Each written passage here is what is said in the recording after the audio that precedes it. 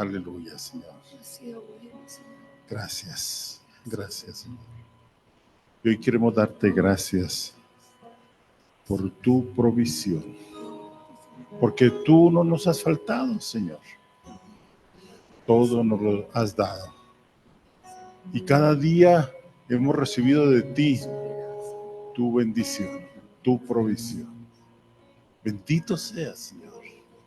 Gracias por el alimento. Gracias por cada peso que ha llegado a nuestras arcas, a nuestros bolsillos, a nuestras cuentas, Señor. Muchas gracias, Señor. Todo ello te pertenece a ti, Señor. De tu mano recibimos.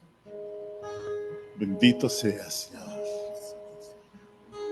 Gracias por la oportunidad que nos has dado de darte a ti lo que te pertenece, Señor. De haber transferido, de haber dado nuestros diezmos y ofrendas. Y hoy queremos presentar también estos diezmos que han sido traídos, estas ofrendas, y decirte que tú eres bueno. Muchas gracias por ellos. Muchas gracias por la oportunidad de entregar estos diezmos y estas ofrendas. A ti te pertenecen, Señor. Bendito seas. Al pensar lo que has hecho, vamos colocando en el sobre los diezmos, las ofrendas que hayan traído. Tú me amaste. Aleluya, sí. Sin duda me escogiste a mí por mi nombre. Me llamaste. Oh, oh. Gracias, Dame Señor. de beber. Bendito seas, Señor. De tu amor. Tú eres la fuente de vida. Fuente del todo poder. El agua que tú eres el que sacia nuestra sed. Tu inagotable amor.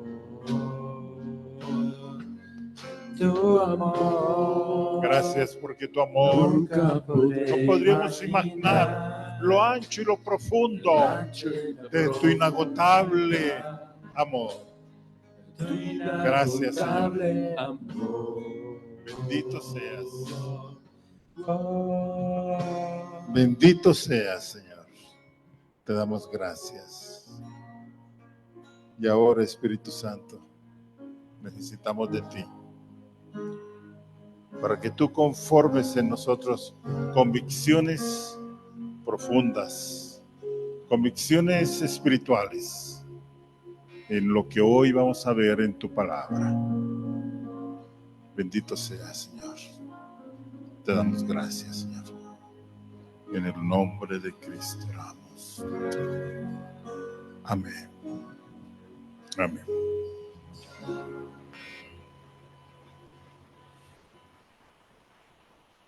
¿Cómo estamos?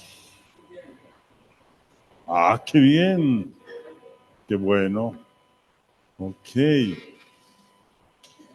Y bueno, les doy parte de la salud de mi querida esposa. Y a veces sí, a veces no. ¿Qué quiero decir con a veces sí, a veces no? Que a veces sus dolores son fuertes, a veces son más bajitos y entendemos, ¿no?, que la vida de ella está en las manos del Señor y que lo que era necesario hacer ha sido hecho y que su operación fue un éxito, pero que ahora viene la recuperación, ¿no? Y bendito sea el Señor por cada detalle dentro de todo ese proceso que se ha dado, ¿no? Y se seguirá dando, ¿no? Vamos a ver cuándo la volvemos a tener aquí entre nos. Sí, a veces ha tenido dolores fuertes, otras veces es pasable todo lo que le está ocurriendo, ¿no? Pero el Señor es, ¿cómo? Es bueno en gran manera, en gran manera. Bendito sea el Señor. Ok. Ahora me tocó salir corriendo porque yo regularmente escribo en el computador el tema, lo paso a mi correo, luego lo descargo en la tablet y cuando lo fui a revisar esta mañana, no entiendo por qué, solo estaba la mitad del mensaje. Entonces me tocó correr al computador en la casa, en el apartamento, para volverlo a copiar y revisarlo que estuviera completo, que es un mensaje de bendición, es un mensaje poderoso. ¿Quiénes han estado juiciosos leyendo la Biblia de Génesis en adelante? ¿Quiénes tienen inquietudes respecto a lo que hemos visto? Hemos comenzado a leer la Biblia desde el libro del Génesis, y una de las propuestas o propósitos que hemos hablado tiene que ver con leer 3 capítulos diarios del libro del Génesis y así continuar hasta leer completamente la Biblia. En un año podemos leerla en esa manera. Y ya vamos hoy hasta el capítulo 42, ¿no es cierto?, del libro del Génesis, 38 si todavía no he leído los de hoy. Y hemos dicho que el libro del Génesis tiene fundamentalmente 2 partes. La primera parte que va del capítulo 1 hasta el capítulo 11, verso 32, que tiene que ver con los inicios, tiene que ver con la creación, tiene que ver con las cosas posteriores que ocurren en el Edén. Ya les había mencionado a través de un pequeño flash que hice que el versículo por excelencia tiene que ver con el 3:15 de Génesis.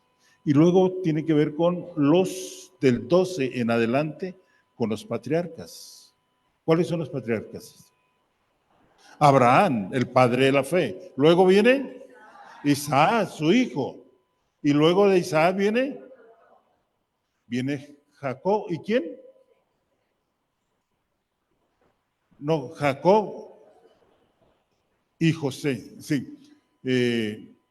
Abraham tiene a Isaac. Isaac tiene a Jacob y Esaú. Jacob sigue siendo el padre de las 12 tribus. Y luego dentro de los patriarcas está José. Ok, hoy vamos a trabajar un poquito acerca de esa verdad y acerca de esos sucesos. ¿Alguna pregunta, alguna inquietud de lo que ustedes hayan leído? ¿O todo está perfecto? ¿O lo leyeron de tal manera que no tuvieron ninguna inquietud o pregunta? Glorife, cuente.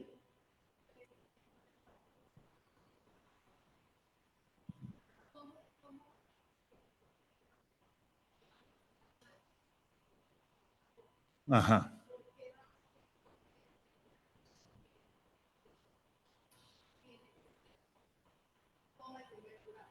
Uh-huh. Sí, es algo contradictorio.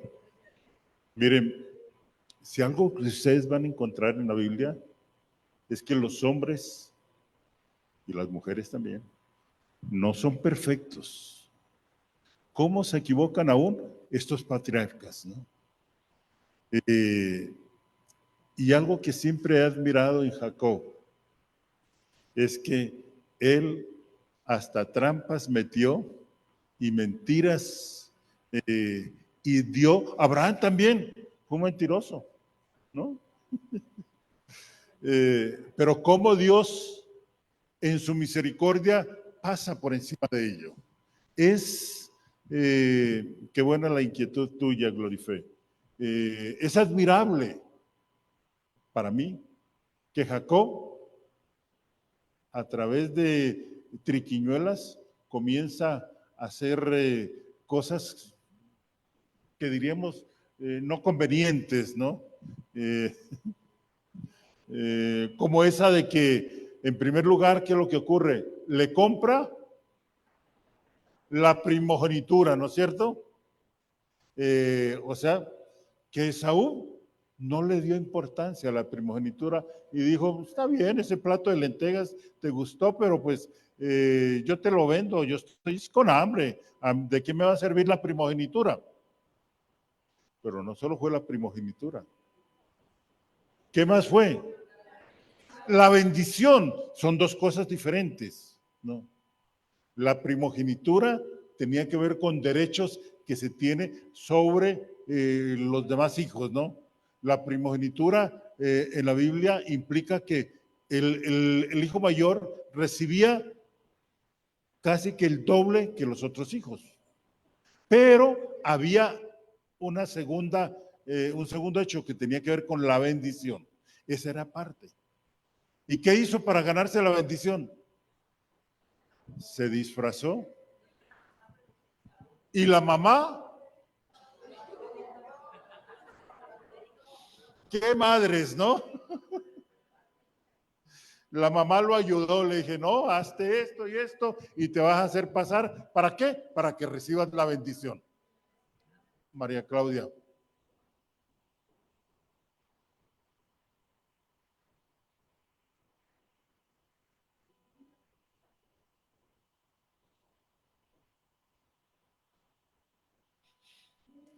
Eso es cierto.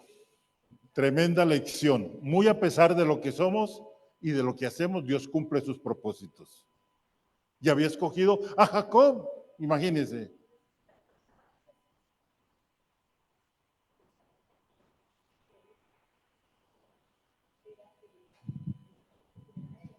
Sí. Ajá, ajá. Y es más, luego, yo no sé si son triquiñuelas o qué serían, cuando él comienza a cuidar las ovejas de su suegro, ¿qué es lo que ocurre? Que él dice si en el momento de que las ovejas van a nacer o están teniendo o están engendrando, les colocas unas varas, van a salir del color que tú quieres, ¿no? Y él lo hace. ¿Y qué es lo que ocurre? Que se queda con gran parte de la fortuna de su suegro, ¿no? Sí, Steven.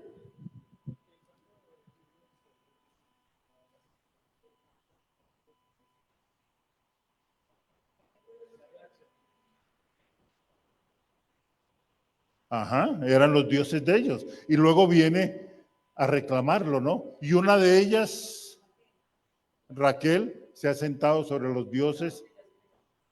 Ajá. Recuerden que esta era una sociedad politeísta, ¿no? Y no tenían claridad respecto al monoteísmo y acerca de Yahvé. Y es una de las cosas que vamos a ver seguramente la próxima charla, ¿no? Porque el monoteísmo, ¿cuándo se afirma? Cuando Moisés se encuentra con Dios en la zarza ardiendo. En ese momento él le pregunta, ¿quién eres? Yo soy el que soy. Unas palabras expresivas de que estaba con el único Dios y con el Dios verdadero. Pero algo más le dice, yo soy el Dios de Abraham, el Dios de Isaac, el Dios de Jacob. Hasta ese momento había como un sentir de que el Dios de Abraham era diferente al Dios de Isaac y que era diferente al Dios de Jacob y que eran tres dioses. Y entonces, en el encuentro que Moisés tiene con la zarza ardiente, con Dios, con el yo soy, ahí se muestra que no son tres dioses, es uno solo. Y es el mismo el que se ha revelado a Abraham, es el mismo que se ha revelado a Isaac, es el mismo que se ha revelado a Jacob. Ahí se afirma el monoteísmo. Es cierto, venían de una cultura politeísta, tenían sus dioses, ¿no? Y Raquel hace esto porque todo su concepto de Dios no era claro, ¿no? Se va a establecer a futuro. Yo les decía que admiro en Jacob que aún con triquiñuelas, él quería buscar la bendición de Dios. No debiera ser así, pero fue así, ¿no? Y Dios lo aceptó. De tal manera que cuando Esaú viene y le reclama y le dice, dame una bendición. Y dijo, ya la bendición se le ha dado a Jacob. Y eso no puede ser devuelto, pero te voy a bendecir también en otra manera diferente y distinta, ¿no? ¿Alguna otra inquietud a este respecto de las lecturas que hemos estado haciendo?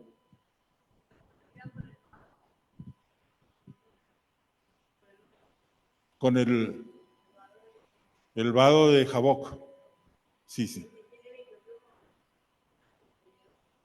Y tiene el encuentro con el ángel de Jehová. Ese fue un momento interesante porque ya Jacob está regresando. Ya ha hablado con su suegro, ha arreglado sus problemas, pero luego, ¿qué es lo que ocurre? Que tiene que enfrentarse con Esaú, su hermano. Y cuando pasa el vado de Jaboc, o de Jaboc, creo que sí, es una lucha. Y algo más se destaca ahí. Tendremos que hablar en algún momento de Jacob, ¿no? En el vado de Jaboc, ¿qué es lo que hace? Que él se le aparece el ángel de Jehová y lucha con él, ¿no? Y no lo suelta. Dice, suéltame porque ya viene el día, ya amanece. ¿Y qué le dice Jacob? No te soltaré hasta que no me bendigas. El ángel del Señor, ¿quién es en el Antiguo Testamento? Jesús, el Hijo de Dios. Y ahí lo bendice, ¿no? Ahí lo bendice, ¿no? O sea que volvemos a ver a Jacob otra vez luchando por recibir la bendición de Dios, ¿no? Se llama, a partir de ese momento, ese lugar Peniel. Ok. Peniel.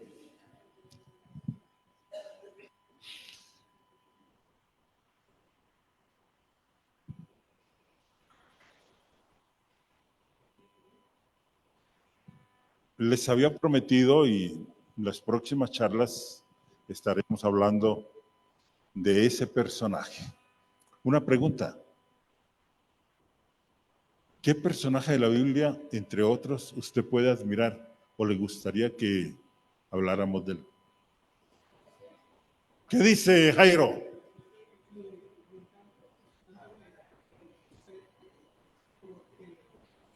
De José.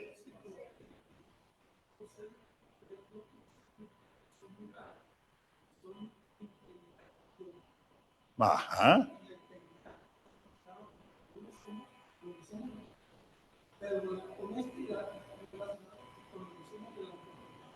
Ajá. Ok. ¿Qué otro personaje le gustaría a usted? O, ¿cómo? Daniel también. ¿Saben que José y Daniel son de los dos de los personajes de los que la Biblia no dice que hubieran cometido cosas indebidas? De todos los demás, siempre hay algo. De Abraham, mentiras. De Jacob, engaños. De Isaac, también, ¿no? Ok. Ok. ¿Algún otro que ustedes digan? ¿Sí, Ofelia?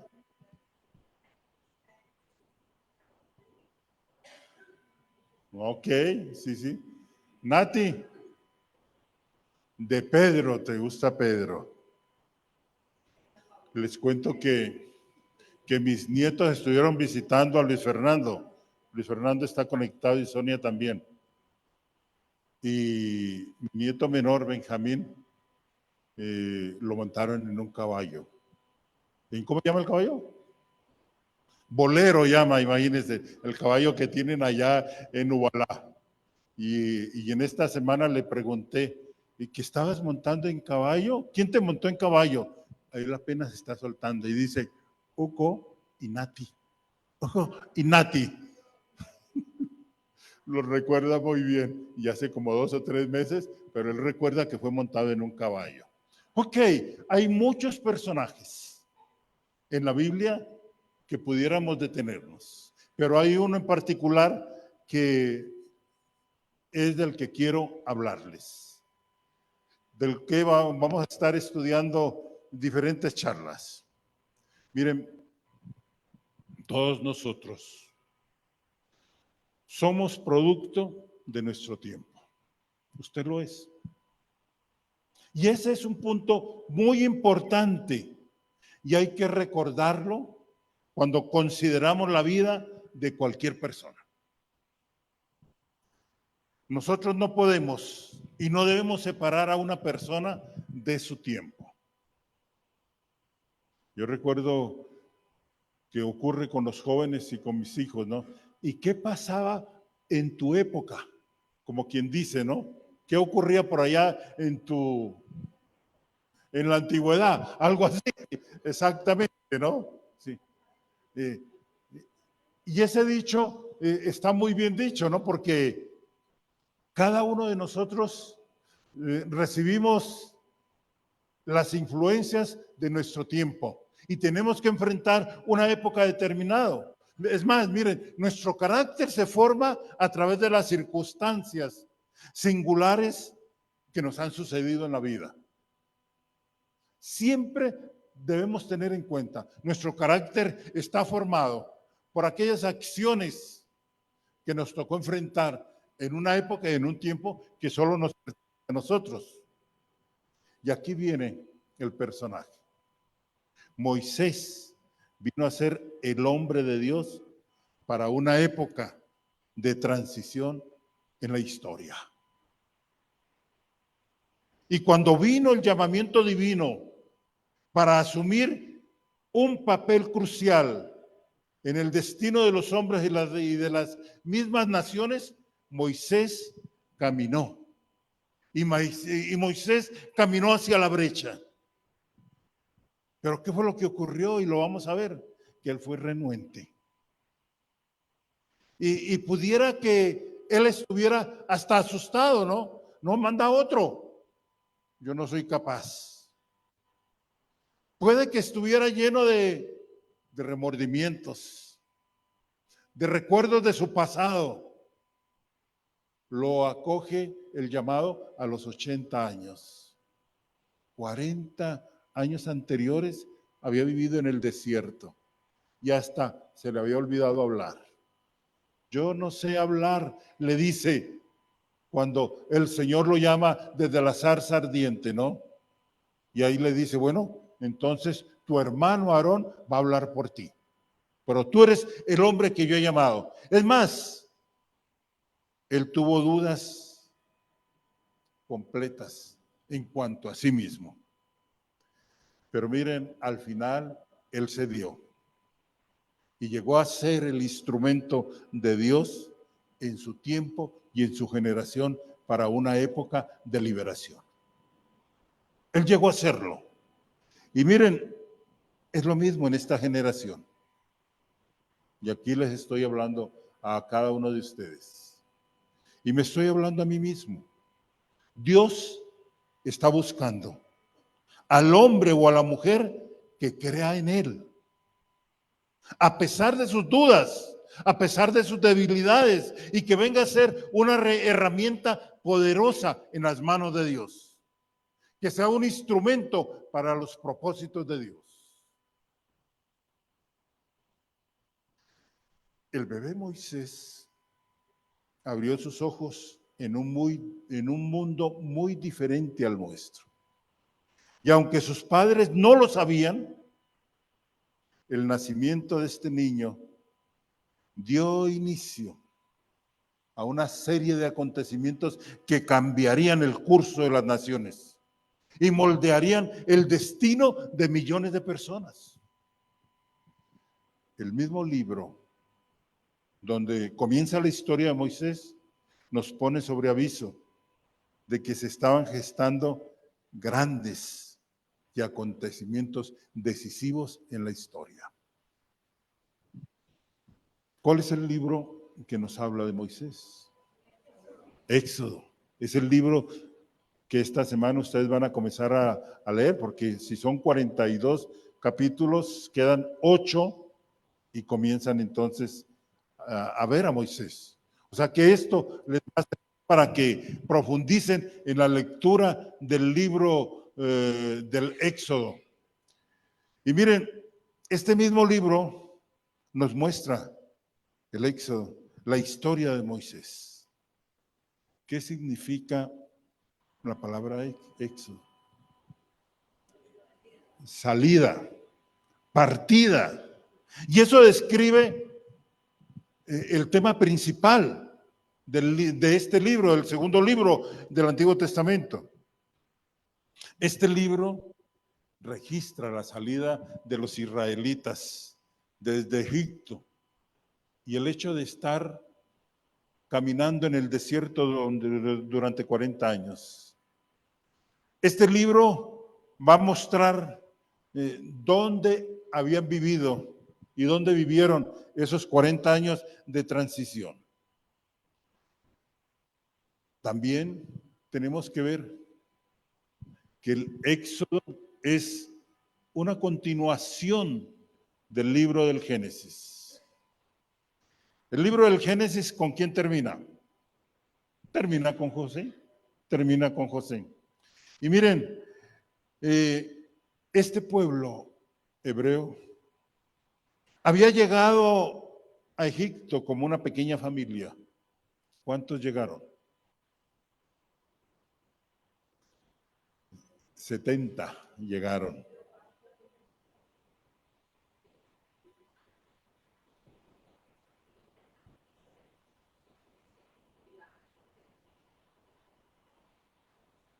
¿Quién sabe qué ocurrió en el camino, no? Se habla de 70. Jacob llegó con sus hijos y llegó con las esposas de sus hijos y con sus nietos. En total eran 70. Y miren, habían llegado a Egipto como una pequeña familia y salieron como una nación numerosa. Cuando el faraón dejó ir finalmente al pueblo de Dios, ellos se despidieron de Egipto y comenzaron lo que llegó a ser una larga jornada hacia su propia tierra, Canaán.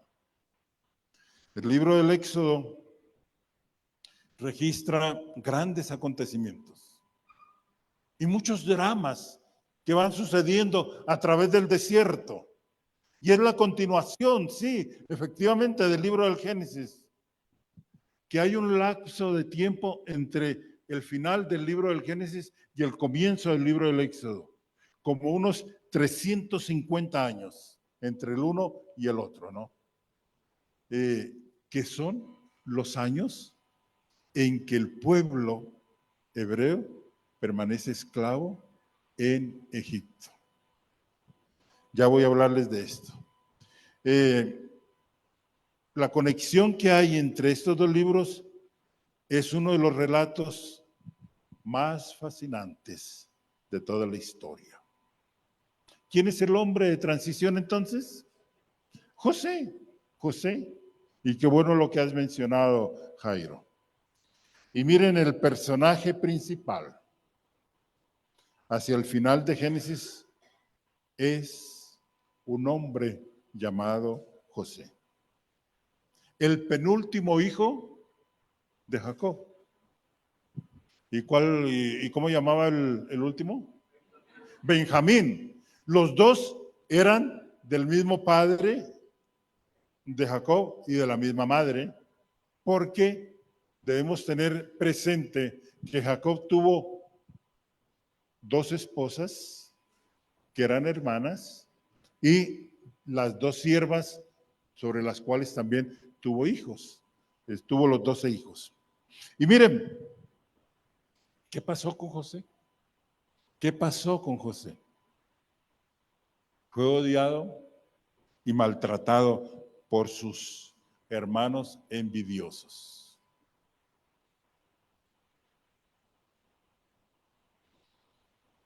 Y aquí tenemos que endilgarle también a Jacob. Parece que para Jacob, tanto Benjamín como José eran sus hijos preferidos. Y eso seguramente produjo la envidia de los otros hermanos. Si hay algo que siempre debemos cuidar entre nuestros hijos, es que haya rivalidad. Y esa rivalidad se da porque muchas veces como padres comenzamos a preferir al uno más que al otro.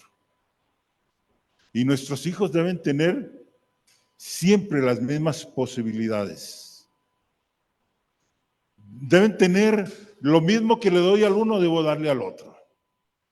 Y no debo dar pauta para que ellos rivalicen, ¿no? Y ahí es donde debo estar con ellos, ¿no? Ok, y miren, José fue odiado y fue maltratado por sus hermanos. Es más, fue secuestrado cuando era un ingenuo adolescente. Y fue vendido como esclavo a una caravana que pasaba rumbo a Egipto. ¿Y qué es lo que va a ocurrir? Que allá es vendido a un hombre que estaba cercano al gobierno de aquella época. ¿Cómo llamaba ese personaje? Potifar. Potifar. Pero ¿qué es lo que ocurre con Potifar? Que parece que tenía una esposa de buenos alcances, ¿no?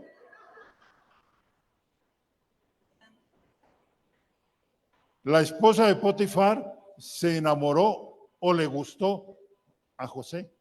Y resulta que Potifar había comprado a José para que administrara la casa y los bienes. Pero la señora dijo, este joven, a que me lo que acaban de pensar. Sí. Y como José no accedió, lo acusó y le devolvió la acusación. Ha querido violarme. Ha querido. ¿Y qué es lo que ocurre con ello? Va a la cárcel. Va a la cárcel. Interesante, ¿saben? Dios no se equivoca en aquellas cosas que Él permite que suceden. Dios es soberano sobre todas las cosas. Porque en la cárcel, ¿qué va a ocurrir? También encuentra gracia con el carcelero, ¿no? ¿Qué decías? Conoce al copero y al panadero, y a uno de ellos, a los dos les interpreta los sueños que tienen, y efectivamente así ocurre. Y él le dice, José, porque en ese momento la profecía de su sueño tiene que ver con que iba a ser restaurado, ¿no? Acuérdate de mí. Y el tipo se olvidó de José. Hasta que en algún momento el faraón tuvo un sueño, ¿no? Tuvo un sueño, luego vino otro y le dijo, y él no sabía, nadie le interpretaba, y el copero, ¿era el copero o el panadero? El copero le dijo, Señor, cuando yo estaba en la cárcel, había un joven que me interpretó el sueño, mándenlo a traer. Bueno, le interpreta el sueño, ¿y qué es lo que encuentra el faraón? Que era un joven inteligente, sabio y capaz. Y lo nombra como el segundo de su reino. Y le dice, tú has tenido esta revelación de lo que dices que va a suceder en esta tierra, tú te haces cargo de toda esta situación. En los 7 años de abundancia que vienen, para que así estemos preparados para los 7 años de escasez. Y tengan presente, por favor, cuando ustedes vayan viendo estas situaciones, miren la soberanía de Dios. Cada acto y cada hecho tiene que ver con que Dios es soberano. A Dios no se le escapa absolutamente nada. Y miren, siendo vendido como esclavo, asciende. ¿Y hoy qué pasó con mis adolescentes? Andan por allá paseando y moviéndose y no me están tomando nota, no me están copiando. ¿Sí? Ah, bueno, pero esas notas 2 veces para allá, para la cocina y regreso. No, esos son mis adolescentes chéveres, geniales. Ok, vamos a continuar. Y miren, a través entonces del tiempo y de una cadena de acontecimientos increíbles, Dios honró grandemente a este joven porque se mantuvo firme en la línea, fue honesto. Sí. ¿Y qué más, Jairo? Y fue íntegro, ¿no? Y fue honesto. Dios lo honró y lo sacó de la esclavitud. Lo sacó de las entrañas de esa mazmorra egipcia para convertirlo en la mano derecha del propio faraón. Dios hace cosas increíbles. Y ocurrió con José. Contra todas las probabilidades, José llegó a ser el primer ministro de la nación. Y óigalo bien, primer ministro de la nación más poderosa del mundo antiguo, en la época de los faraones. Y miren, aquí está la gran sorpresa. José, el destacado ex esclavo que llegó a las alturas estelares del poder y del prestigio, era un hebreo como su padre, un hebreo como sus hermanos. Vamos a leer unos pasajes. Génesis 47, por favor. Del verso 5 al verso 6. Y es necesario que entendamos cómo los hebreos llegaron a esa tierra extranjera, ¿no? Entonces Faraón habló a José diciendo, miren, ¿qué es lo que ha sucedido hasta aquí? Que en la época de escasez, sus hermanos vinieron, ¿no? A conseguir, y tal como el sueño de José se había dado, ellos terminan inclinándose delante de este hombre, ¿no? De este joven, ¿no? Viene y suceden una serie de hechos. ¿Y qué es lo que va a ocurrir? Que finalmente José se da a conocer a sus hermanos. José llora con sus hermanos. Sus hermanos están temerosos de pensar que ahora cuando José tiene el poder, tiene la riqueza, tiene las decisiones, va a cobrarles las cuentas de haberlo enviado como esclavo. Y unas palabras hermosas de un corazón limpio, de un corazón que ve la soberanía de Dios, les dice, no teman, porque todo esto que ustedes hicieron conmigo era la mano de Dios para estos momentos de escasez y para que yo pudiera prestarles este favor a toda nuestra familia. Yo no voy a cobrarles lo que ustedes hicieron conmigo. Yo voy a traer, yo voy a proveer para ustedes. Cuando Faraón se da cuenta, Faraón habló a José diciendo, tus padres, la tierra de Egipto, al fin, ¿qué? ¿Lo uno o lo otro? La tierra de Egipto delante de ti está. Y le dice el faraón, en la tierra, en lo mejor de la tierra, haz habitar a tu padre y a tus hermanos. Habiten en la tierra de José. Y si entiendes que hay entre ellos hombres capaces, ponlos por mayorales del ganado mío. ¿Qué dice el verso 7? También José introdujo a Jacob su padre y lo presentó delante de Faraón. Y Jacob bendijo a Faraón. Jacob bendijo a Faraón. Deme el verso 27 de este mismo capítulo, por favor. Y esto lo vamos a ver en esta semana cuando terminemos de leer Génesis. Así habitó Israel en la tierra de Egipto, en la tierra de José, y tomaron posesión de ella, y se aumentaron y se multiplicaron en gran manera. Habían llegado 70. Miren lo que dice el capítulo 50 del 21 al 26.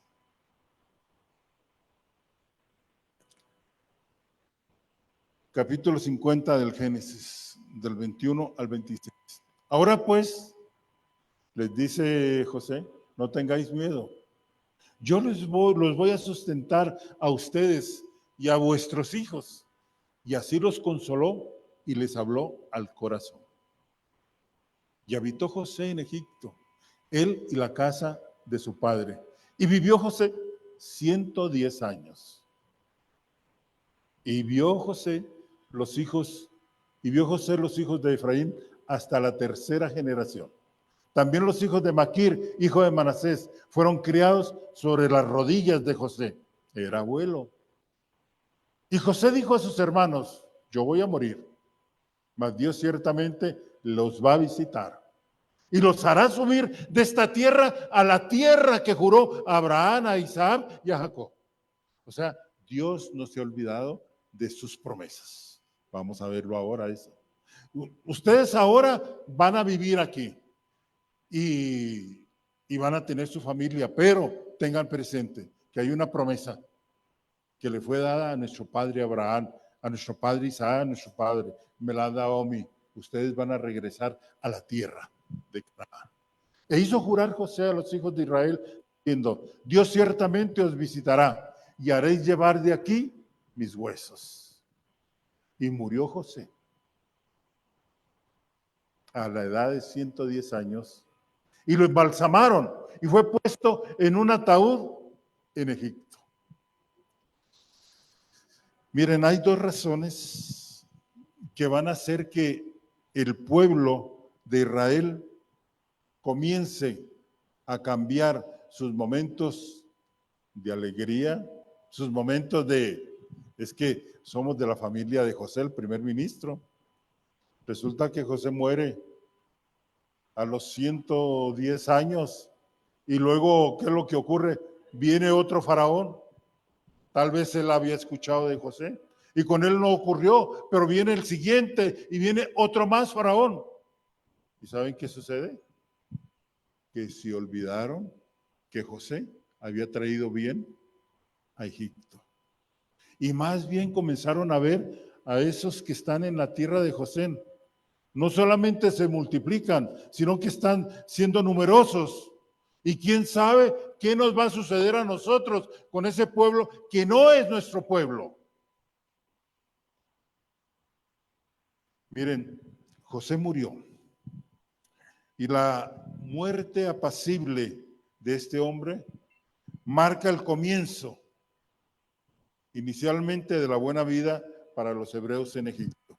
Pero después comienza el problema para que ellos comiencen a recibir labores más fuertes. O sea que en aquel momento los de Egipto, los faraones y los gobernantes comenzaron a ver a ese pueblo como un pueblo enemigo.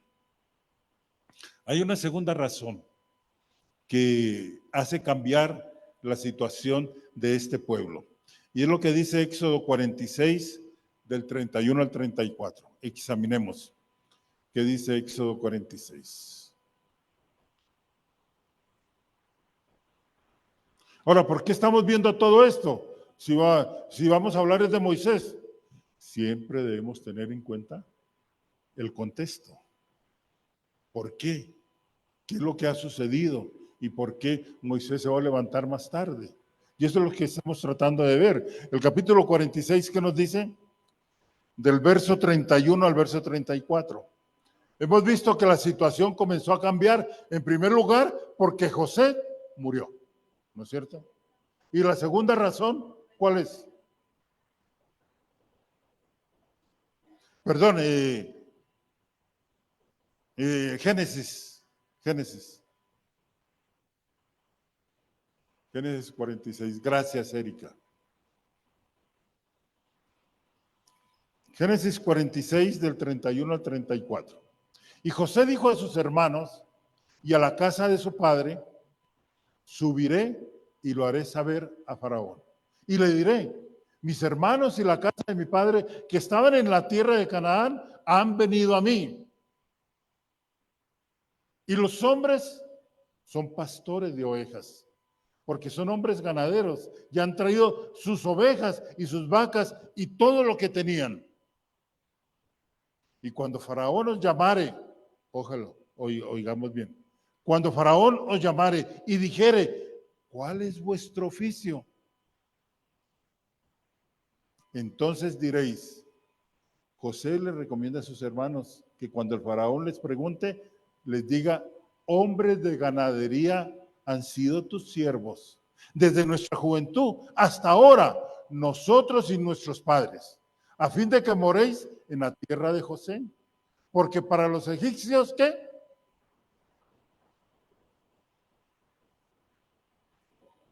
Para los egipcios era abominación los pastores de ovejas. Entre otras cosas, ¿por qué?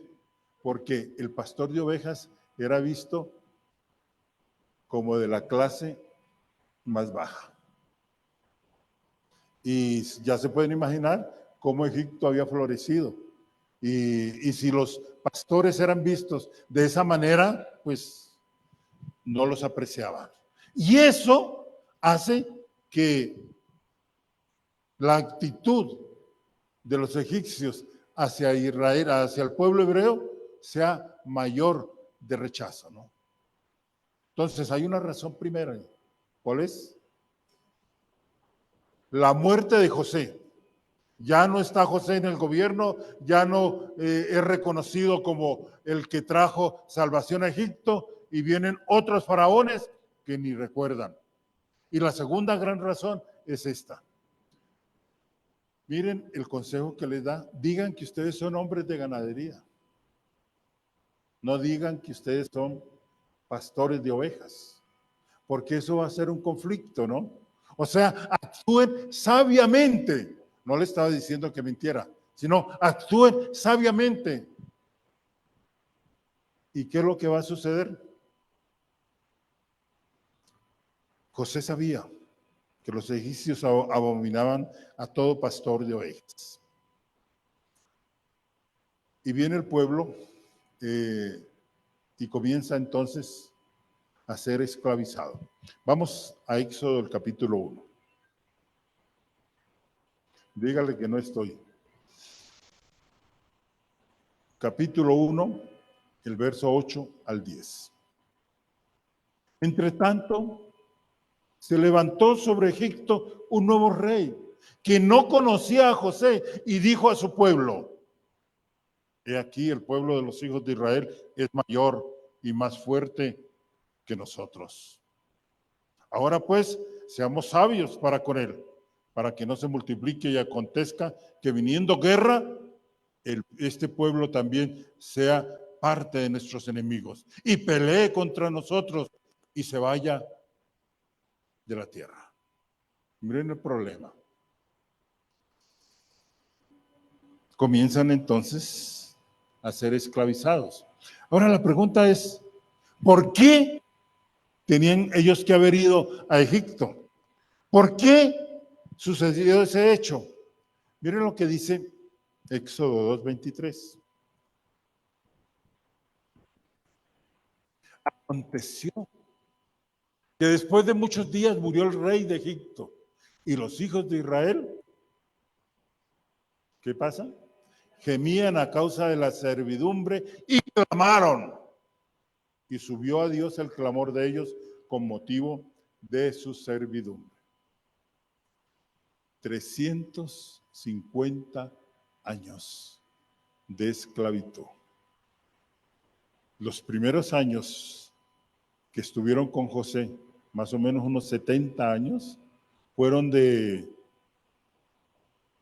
alegría, fueron de disfrutar de la buena vida, ¿no? Fueron de tiempo grato, ¿no?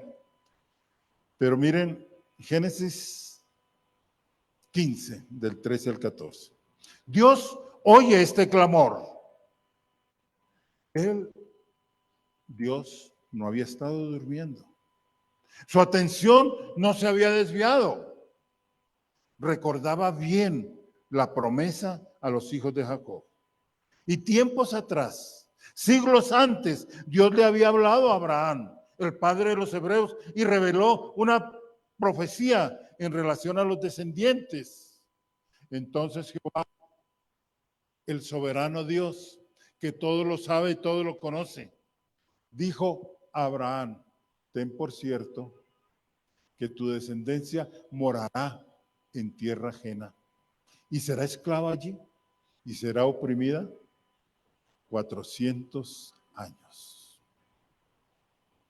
Bueno, Dios le había dicho a Abraham lo que iba a ocurrir, y este cumplimiento profético se dio entonces con Jacob y sus 12 hijos que bajan hasta Egipto. Y sucede lo que hemos comentado, y sucede lo que tenía que ocurrir. Éxodo 1, del 12 al 13. Estoy tomando algunos versos, ¿no? Pero como ustedes van a terminar de leer Génesis y van a comenzar en esta semana a leer Éxodo, van a profundizar un poco más. Pero cuantos más los oprimían, tanto más que, y crecían, de manera que los egipcios temían a los hijos de Israel. ¿Qué dice el 13? Y los egipcios hicieron servir a los hijos de Israel con dureza. Miremos ahora el 17 al 21. Pase rápidamente 14, 15 y 16 y márqueme el 17. Pero las parteras, ¿qué es lo que sucede antes de esto? Que las parteras fueron llevadas ante el rey y le dijeron: cuando vayan a nacer los niños, miren si es varón. Si es varón, como dicen algunos, ¿no? Porque era fuerza en contra de ellos, ¿no? Tienen que morir. Pero las parteras, ¿qué fue lo que hicieron? Temieron a Dios. Y no hicieron como les mandó el rey de Egipto, sino que preservaron la vida a los niños. Continúe. Y el rey de Egipto hizo llamar nuevamente a las parteras y les dijo: ¿por qué habéis hecho esto? Que habéis preservado la vida a los niños. Él quería quitar sus enemigos del comercio. Las parteras respondieron a Faraón: porque las mujeres hebreas no son como las egipcias, pues son robustas y dan a luz antes que la partera venga a ellas. Miren el 20. Y Dios hizo bien a las parteras. Tremendo, ¿no? Y el pueblo se multiplicó y se fortaleció en gran manera. El 21. Y por haber las parteras temido a Dios, Él prosperó a sus familias. Ya estamos llegando casi a mirar una situación difícil que comienza a vivir el pueblo de Israel. En este momento, el trabajo se les multiplica y viene más el dolor, viene más la esclavitud. Viene el nacimiento entonces de Moisés y es adoptado por la hija del faraón. Y adoptándolo, la hija de Faraón es criada por su propia madre, ¿no es cierto? Pero de esa historia les hablaré el próximo domingo.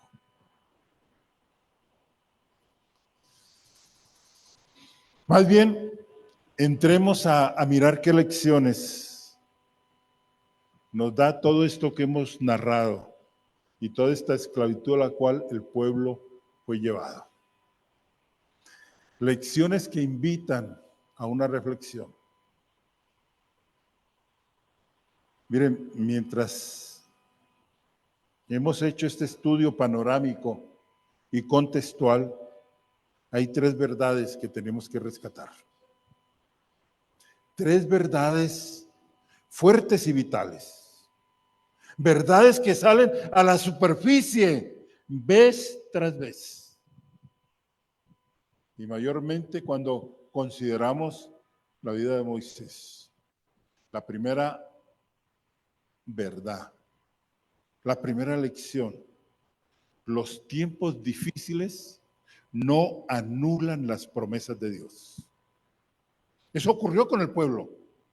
Había una promesa, como también una profecía, y vinieron tiempos difíciles, pero los tiempos difíciles no anulan las promesas de Dios. Este pueblo se vio en un aprieto terrible, pero Dios había prometido, yo enviaré un libertador.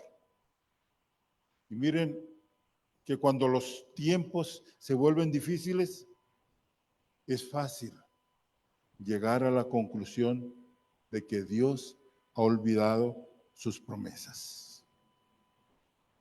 El libro del Éxodo nos muestra que cuando Dios dice, yo te prometo algo, Él jamás lo olvida.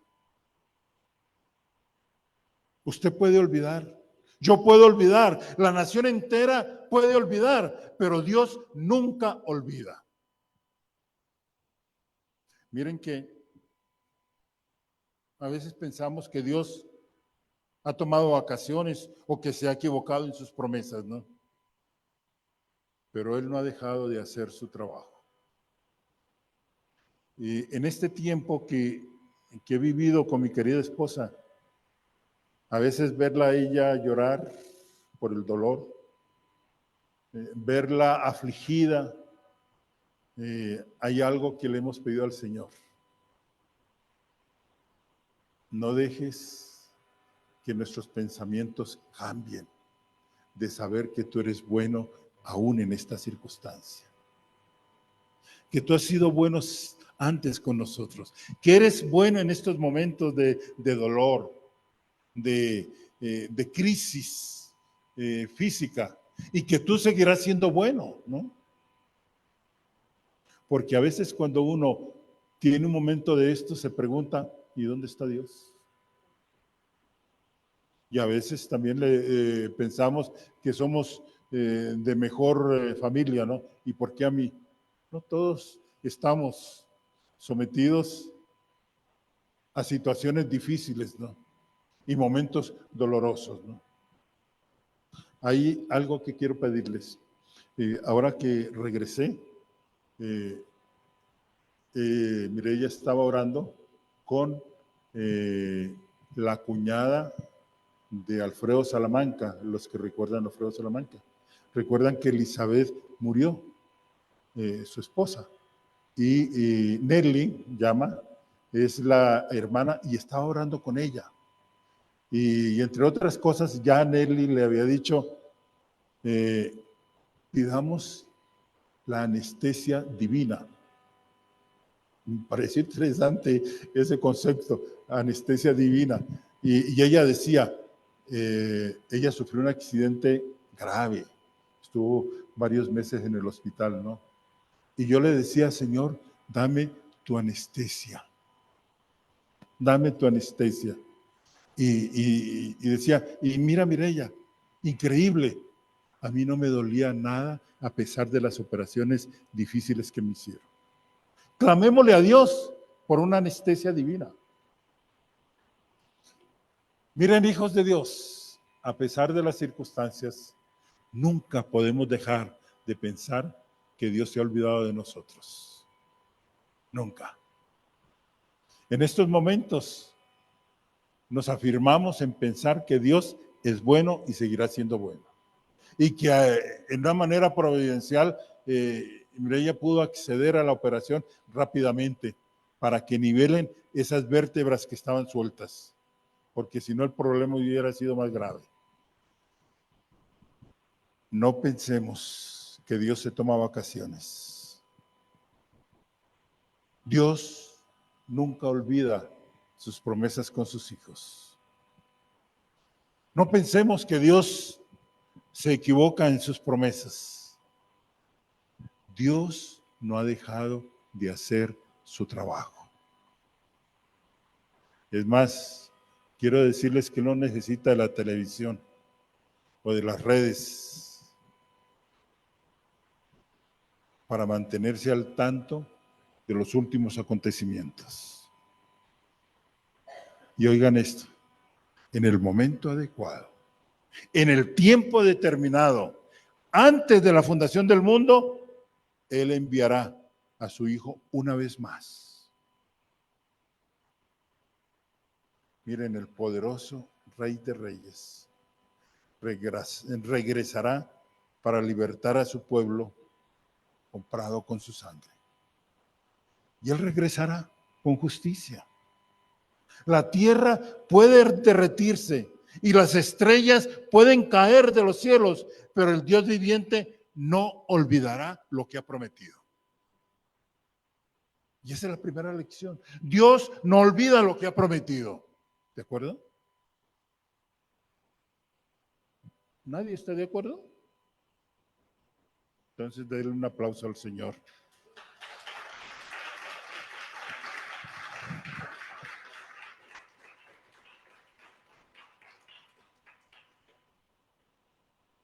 A pesar de nuestras circunstancias, debemos tener presente que Dios tiene presente sus promesas y sus cuidados, y que Él no deja de ser bueno para nosotros.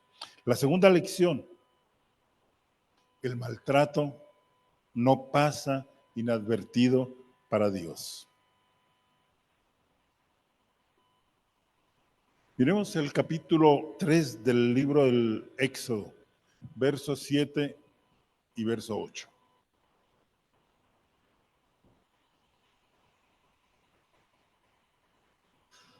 Dios le dijo a Moisés lo siguiente: dijo luego Jehová, oiga bien, miren este pasaje, bien he visto la aflicción de mi pueblo que está en Egipto, y he oído su clamor a causa de sus exactores, pues he conocido sus angustias. Dios nunca se olvida.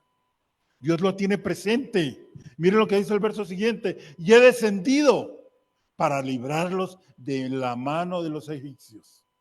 Estaban en esclavitud 350 años y les doblaban el trabajo.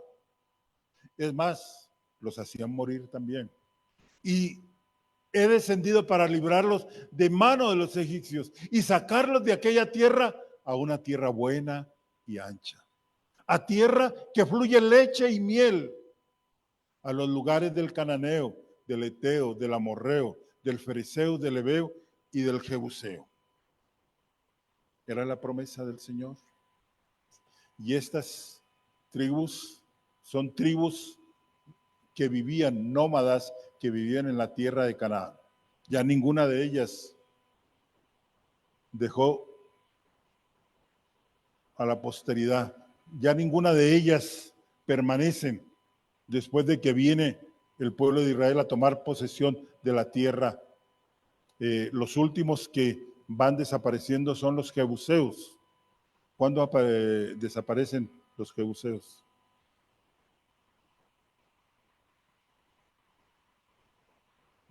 ¿Quién los hace desaparecer?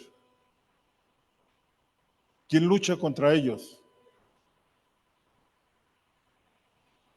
Sí, Josué lucha y lleva al pueblo a que tome posesión de la tierra, pero no termina con todos. Hay jebuseos que quedan. Los jebuseos eran dueños de ¿dónde? ¿De qué? A ver, Anita, Clarita, ustedes estuvieron paseando por ahí. Eran dueños de Jerusalén. Eran dueños de Jerusalén, los jebuseos. ¿Y quién los va a sacar de ahí? David. David va a luchar contra los jebuseos y los saca y los vence. Y son derrotados. Y vienen entonces a tomar posesión de Jerusalén. Ahí al lado de Jerusalén, David había establecido una ciudad, que es la ciudad de David. Bueno, la próxima vez que regresemos a Israel, ¿Será que podremos regresar este año? Bueno, al menos una persona creyó que sí puede regresar a Israel este año. De pronto nos vamos, ¿saben a qué? A conocer un poco a Egipto y a conocer el desierto por el cual transitaron y a conocer el monte Sinaí. Ok, sigamos con lo que vemos. Entonces, Dios les recuerda la promesa. Vuélveme a colocar el verso 7 y luego el 8, por favor. Dijo luego Jehová, bien he visto la aflicción de mi pueblo que está en Egipto. Dios no se olvida. Dios está pendiente. Dios sabe lo que nos está ocurriendo. Dios sabe cuando somos maltratados. Dios conoce cuando usted recibe aflicción. El maltrato no pasa inadvertido para Dios. Tal vez usted ha pensado en algún momento que los duros instantes y pruebas pasaron inadvertidos para Dios. ¿Dónde está Dios? Y miren, usted puede llegar a estar desanimado, tan lleno de agudos dolores que comience a pensar que Dios no está enterado de sus circunstancias. O que si Él lo está, a Él no le importa. Y esa es una mentira del mismo diablo. Cuando usted comienza a pensar eso no es de Dios. Es una mentira del diablo, que le bombardea su mente diciéndole: ¿dónde está el Dios tuyo? ¿Dónde está el Dios del cristiano? Miren, Dios, téngalo presente, siempre está enterado. Y Él cuida de nosotros intensamente. Eso es fidelidad. Desde el momento en que nos amó en la eternidad hasta que regresemos a estar con Él, Dios no nos ha dejado ningún momento. Fidelidad es cuidado a través del tiempo. Aunque no pensemos que sea cierto porque tenemos momentos difíciles. Miren, Él hará todo lo que sea necesario para rescatar a su pueblo. Él hará todo lo que usted necesita para rescatarlo de la situación difícil que puede vivir. Y puede ser llevándolo al cielo, a que esté con Él. O puede ser dividiendo un océano justo para pasarlo por el medio del Mar Rojo. De manera que usted pueda caminar sobre terreno. Si ustedes van a leer más adelante en Éxodo, cuando de pronto esta semana o la siguiente, cuando el mar es abierto, ¿no? Y en la soberanía de Dios, a Dios no se le escapa ningún detalle. Ustedes van a encontrar una frase: y Dios hizo soplar un viento recio. En el momento en que se abre el Mar Rojo para que ellos pasen. ¿Saben por qué? Porque ese viento recio hizo secar el fango que quedaba al abrirse el mar. Porque si se abre el mar, ¿qué es lo que va a encontrarse ahí en el fondo? Puro fango. Pero Dios quería que pasara como por tierra seca. Por eso dice: y Dios sopló un viento recio. Un viento que hizo secar el fondo del mar para que ellos pasaran como por tierra seca y no por tierra fangosa. Dios tiene en sus manos cada detalle de nuestra vida. A Él no se le escapa absolutamente nada. Sí, miren, si es necesario dividir un océano para que usted pase por el medio, Él lo va a hacer. Para que usted pueda pasar como por tierra seca. Miren, su rescate puede que no llegue en el momento que usted ha fijado en su agenda. Ni de la manera como usted lo espera, pero llegará. Y ese momento será el mejor. Anote esto: Dios nunca llega tarde. Dios nunca llega tarde. Y eso fue lo que ocurrió. Ahora, ¿por qué el pueblo de Israel tuvo que ser esclavizado 350 años? Algunos biblistas dicen, los hebreos bajaron y fueron esclavizados y se multiplicaron ahí porque tenían que ser conformados como nación. Y ahí aprendieron a ser nación. Y ahí aprendieron a ser país. A entender quiénes eran. Y luego sí, conformados como nación, son llevados a la tierra que Dios les había prometido. Bueno, entonces, ¿cuál es la primera lección?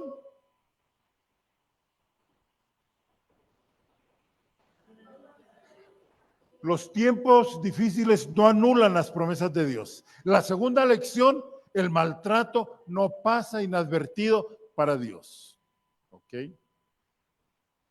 Miren, tengamos presente que Dios llegará. Y Dios llega en el mejor momento. En el momento correcto. Dios nunca llega tarde. Él no abandonará a los suyos. Él no abandonará a los suyos. Bueno, la tercera lección, ¿cuál es? No, esa es la conclusión de la segunda lección.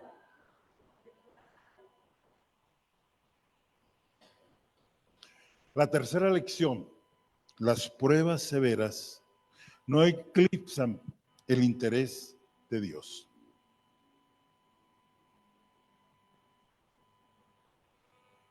Las pruebas severas no eclipsan el interés de Dios. Miren, por más severa que pueda ser la prueba que usted pueda estar enfrentando, no podrá oscurecer el interés de Dios por usted. Téngalo presente.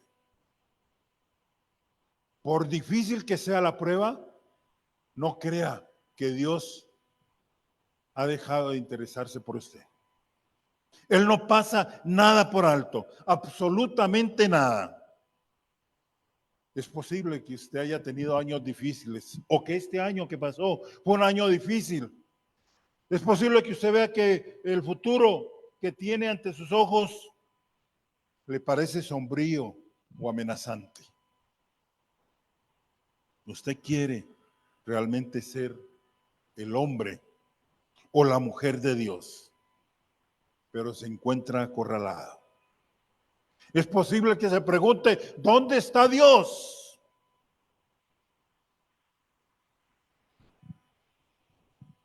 ¿Quiere que le responda? Él está justamente al lado suyo. Él no le ha dejado. Eso, Luis Ángel volteó a mirar al lado. Ahí está Dios contigo. Él volteó a mirar así, ¿eh? Ahí está Dios contigo. Él no te ha dejado en ningún momento. Y Él no nos ha dejado en ningún momento. Justamente al lado nuestro está Él. Nunca ha apartado sus ojos de usted. Nunca ha apartado Él sus ojos de ti, Oliver. De ti, Luis Ángel. Dios nunca ha apartado los ojos de ti. O de ti, Erika. O de ti, Andrés. Dios no ha apartado los ojos de ti. O de ti, Martica. Martica Dumit. Dios nunca ha apartado los ojos de ti. Quiero que lo tengan presente y que todos lo tengamos presente. Él nunca ha apartado sus ojos de nosotros. Nunca, óigalo bien, nos ha dejado de cuidar. Nunca ha dejado de pensar en nosotros. Nunca ha dejado de considerar nuestra situación. Es más, nunca nos ha dejado de amar con una pasión y una intensidad más allá de toda comprensión. Ese es Dios. Ese es el Dios en el cual usted ha creído. No fue un accidente que usted naciera en este tiempo y en esta época. No fue un accidente. Nunca. Que usted viniera a este mundo en particular en este tiempo. En esta precisa coyuntura de nuestra misma nación. En esta precisa coyuntura del mundo, que nos toca que ver lo que estamos viendo y lo que ha de venir, pero veremos por encima de ello el regreso de nuestro Cristo Jesús reinando.